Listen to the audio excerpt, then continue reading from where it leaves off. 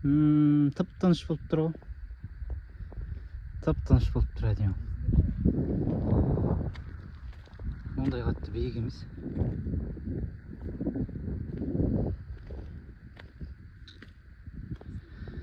Ей, шіркін-ай, далалық деген бөлек қой. Шаруа демей, арасында шығып тұру керек қазір. Маңғыстаудың өлкелеріне бір саяхаттап шығып қалатын уақыт басталып келе жатыр. Неге десеңіздер, күннің ысылығы деген. Күннің, ауаның температурасы жайлы болып тұр, жайлы. Саяхаттап жүруге, осындай әдемілікті көруге. Маңғыстаудың ауа райы әдемі болды.